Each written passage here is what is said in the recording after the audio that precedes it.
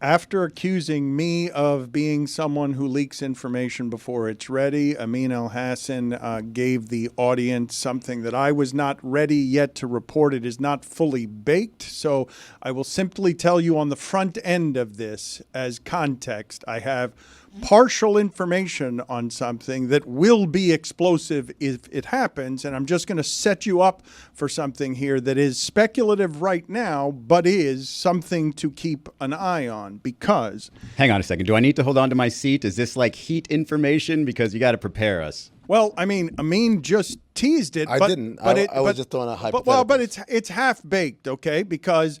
It's not a fully formed thing. I'm just getting a handful of texts on something that is worth watching if you're interested in the transaction and speculation. And, of course, everybody's wondering, right? The Miami Heat have been left behind here, Stugotz. Hi. The Miami Heat have been left behind here, Amin, and that's a funny verbal crutch I have. It's just funny. What are you going to do? It sure is, Hawk. They've been left behind by transactions, and I don't believe that Pat Riley is going to sit out at his age. I don't believe that he's going to just sit out and wait and watch. I mean, I'm assuming in New York, aren't Hart and DiVincenzo going to the bench now because Bridges is going to do what he does there? Like that, the Knicks are now substantively better than the Miami Heat, and the Sixers are substantively better. The Celtics are obviously substantively better. The Bucks are probably better, and I just don't believe that they're going to sit all of this out, and he's done a lot of striking out. So here's the information that I have for you to keep an eye on, and it's not coming from the Miami Heat because I haven't had time to do any of the reporting on this. Seems a little premature then. Well, that's your fault. I just thought a hypothetical. I know, but you betrayed me, and you leaked it, and you put the audience in a position where they now want something. The regular Greg Cody over there. Yeah, I feel like you leaked it. You could have just let me say this hypothetical, and no one would have ever batted an eye. But the moment you leapt up onto that microphone and let it be known, everyone's like, wait a sec, this is real? I mean, wasn't just doing fever dreams now? Well, but you betrayed me, though. I just told you moments earlier during the commercial break something that I thought you'd find interesting that was just for you. Classic Stugotz. I mean, what are you going to do?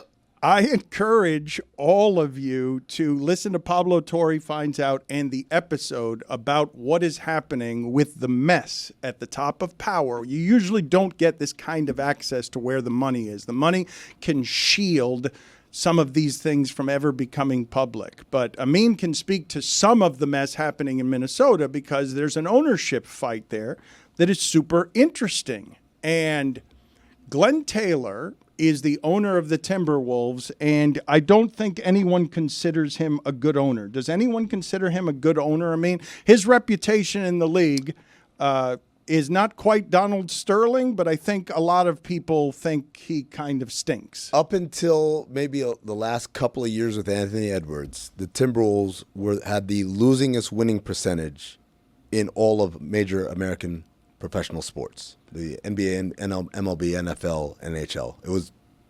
That is their legacy. It's just awful. Oh, Kevin Garnett played there. Awful. Oh, and Anthony Edwards is there.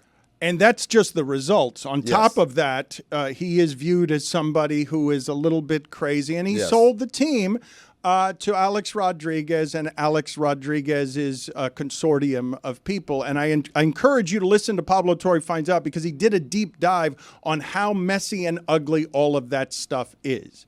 There's an arbitration coming up in which we're going to find out who gets that team. Is it going to be Glen Taylor or is it going to be A-Rod? And this is what you need to watch out for, okay?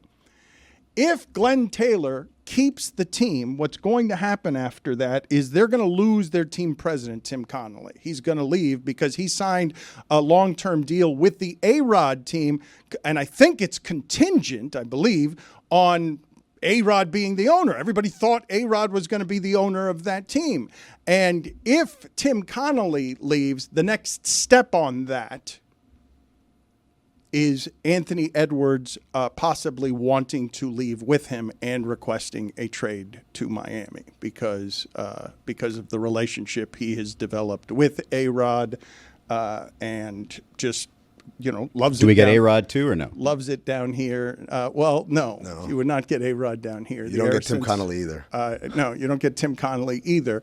But of course, obviously, that would be something that would excite Miami fans. I haven't done enough of the subsequent reporting to even know when that arbitration is or when that possibly would happen. But Valentine's Day is something that's being floated as you should watch for all of that. Wow, that is some information right there. You haven't even talked to the Miami Heat yet, and you've got a date. You've got Valentine's Day as a potential Ant-Man to Miami. This is humongous, Dad. Well, it's just speculation so far. It's half-baked. I cannot report that with any sort. I can't report that as concrete. It has to be speculation. Ladies and gentlemen, I'm going to tell you right now, it is terrible speculation because the trade deadline is February 7th. So that's a week before. Okay, well, close enough. Around Valentine's Day. Like Super Bowl day. We're back. Dan never knows when Valentine's Day is. I've never been good at that. That's true. I've been recently taught the importance of Valentine's Day. Not important. By who? Hallmark?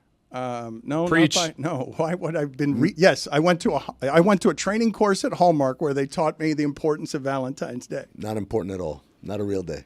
All the days you can show your significant other love are important days. Yes. And if there's one that is important to him or her, you should probably pay attention to that. No, you don't strike me as much of a romantic. No, you got to let them know, Dan. You got to let them know, hey, this, you can pick a day. It's not going to be the day that everybody else then chose because Hallmark told us. Yeah. Because American capitalism told us, this is the day you love your person. No. I love my person every day. And if your person's birthday is anywhere near Valentine's Day, Guess pick what? one. You're not getting both. Exactly. Which one's more important to you? What are your thoughts on everything that I just speculated? That's a lot of dominoes. That is a lot. Man, we could go down to Calle with that many dominoes, right? Like you're saying, okay, so first we have to have Glen Taylor prevails in this arbitration, which... Is it him prevailing? Because didn't he try to sell the team and now he wants it back? Is that a win for him? I don't know. It's a win for him if he gets it back because then when he tries to sell the team again, he can get fair market value as opposed to the paltry number he agreed to when he first decided to do this sale. So that's part one.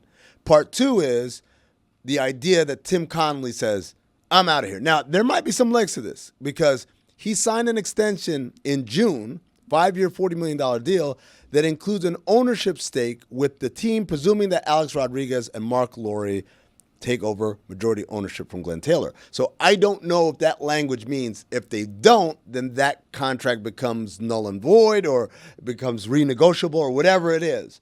But I could see Tim Connelly say, well, look, I went from owning a piece of an NBA team and a lot of money to just a lot of money. I don't need that. Especially where I'm at now, I've got like the highest kind of Q rating as far as execs. Well, most leaks are strategic, and we usually wonder, especially in the NBA, we ask aloud, who benefits from this being out there? I think A-Rod, right?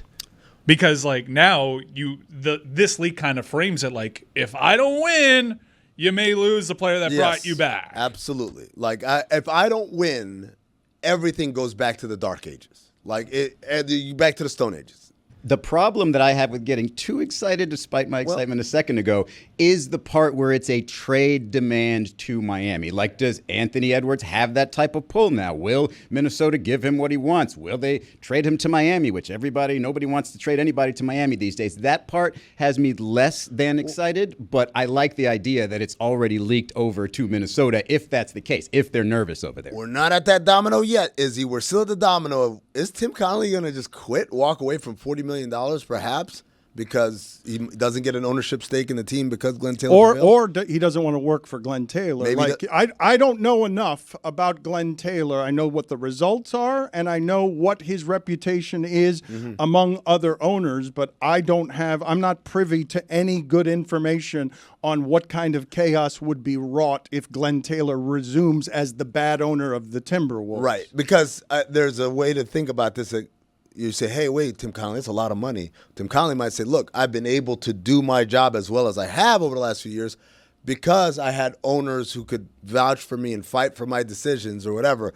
Having to deal with just Glen Taylor might make my job harder and might tarnish my reputation. Right now, Tim Connelly is the guy, right, in terms of front office people of great reputation.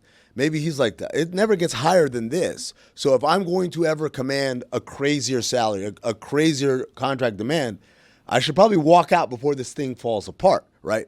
So that's the next domino. So then the next domino is Anthony Edwards says, look, I like my teammates. I like my coach. I like living in the city, and we've done a lot of great things. And I'm 23 years old, and even though I'm 23 years old, and most 23-year-olds think that all the success is because of me, I did it, and I can do this with anybody, he's going to have the foresight of saying, no, actually, the genius behind all this is Tim Connelly. And if he walks out and Alex Rodriguez and Mark Laurier walk out, this whole thing falls apart. Even as great as I am, I can't save it from Glen Taylor. That's a huge domino to assume. So then that domino falls, and then you say the next domino is I want out, and where I want to go is to Miami because I have a relationship with Eric Spoelstra through Team USA, because I have a relationship with Dwayne Wade through Tom Crean. He's been down here a lot lately. Well, I mean, there are a lot of guys coming down here a lot. A lot of people can connect those dots because of things that Anthony Edwards has said before and because of the relationships that you've highlighted. Right.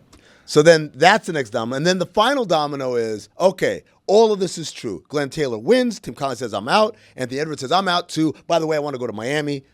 What Izzy just highlighted. The last domino is, okay, Damian Lillard wanted to come to Miami too. And we saw how it worked out. So it's a very, very long road, ladies and gentlemen. We have until a week before Valentine's Day to keep an eye on it. All my report was keep an eye on all the dominoes. A dozen of them have to fall.